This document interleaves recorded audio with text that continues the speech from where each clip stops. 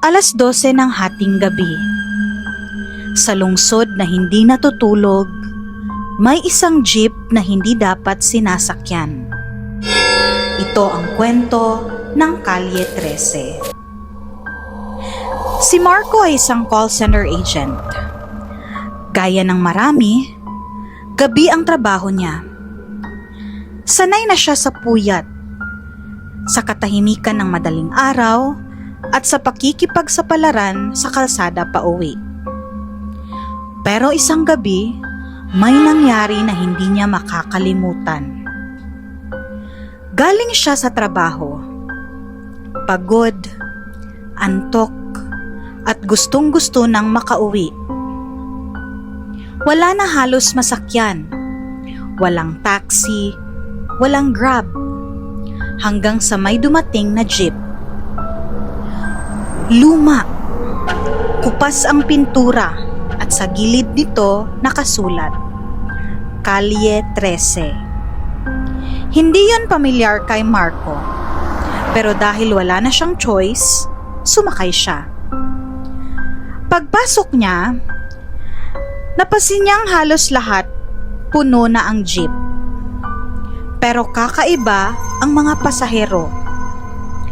Tahimik, walang nag-uusap, walang nagse-cellphone, lahat nakatungo. May matandang babae na nakaitim, mahigpit ang hawak sa rosaryo. May batang lalaki na nakatitig lang sa bintana, pero hindi kumukurap.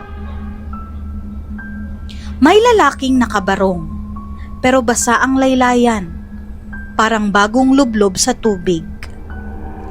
Kinabahan bigla si Marco, pero pinilit niyang huwag pansinin. "Bayad po," sabi niya. Inaabot na ang pera. Hindi gumalaw ang driver. Hindi rin siya sumagot. Habang umaandar ang jeep, napansin ni Marco na hindi niya nakilala ang dinadaanan nila. Wala nang ilaw sa kalsada. Wala nang ibang sasakyan. Parang wala na sila sa lungsod. "Manong, saan na tayo?" tanong niya. Walang sagot. Doon niya napansin ang driver. Dahan-dahan niyang tinitigan ito sa salamin at doon niya nakita wala itong mukha. Biglang nagsalita ang matandang babae. "Hindi ka dapat sumakay dito." Nanlamig ang katawan ni Marco. "Ano pong ibig niyong sabihin?" Tumingin ang matanda sa kanya at doon niya nakita, puti ang mga mata nito, walang itim. Lahat kami dito hindi na nakauwi. Isa-isang nag-angat ng ulo ang mga pasahero. At doon niya nakita ang katotohanan. Ang batang lalaki may sugat sa ulo. Ang lalaking nakabarong may putik at damo sa katawan. At ang iba pa, lahat sila patay. Taon-taon may nadadagdag, bulong ng matanda. Ang jeep na to, hindi para sa mga buhay. Huminto ang jeep. Biglang bumukas ang pinto. Sa labas, puro dilim. At sa gitna nito, may ilaw.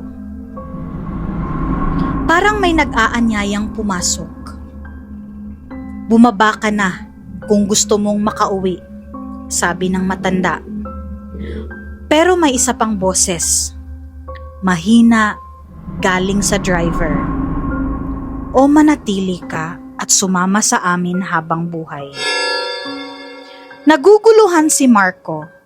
Kung bababa siya, hindi niya alam kung saan siya pupunta.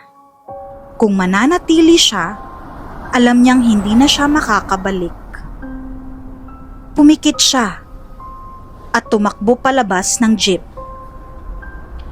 Nagising si Marco, nasa gilid ng kalsada. Umaga na. May mga taong nakapaligid sa kanya. "Sir, okay lang po ba kayo?" tanong ng isang tao. "Natagpuan ka namin dito walang malay." Nanghihina siya pero buhay. Nakauwi siya. Akala niya tapos na ang lahat. Kinagabihan, habang nagpapahinga siya, may narinig siyang pamilyar na tunog. Tunog ng jeep. Sumilip siya sa bintana at doon niya nakita ang parehong jeep. Kalye 13. Huminto ito sa tapat ng bahay niya. Dahan-dahang bumukas ang pinto. At sa loob, nandoon ang mga pasahero. Nakatitig sa kanya. At sa driver's seat, unti-unting lumingon ang driver. At sa pagkakataong ito, may mukha na ito. Mukha ni Marco. Simula noon, tuwing hating gabi, may isang jeep na umiikot sa lungsod. Tahimik, misteryoso, at naghahanap ng susunod na pasahero. Kung sakaling mapadaan ka at may makita kang jeep na may nakasulat na Kalye 13, huwag kang sasakay dahil baka hindi ka na makababa. Kung nagustuhan mo ang kwento, huwag kalimutang mag-subscribe at i-share. At tandaan, hindi lahat ng biyahe ay may pabalik.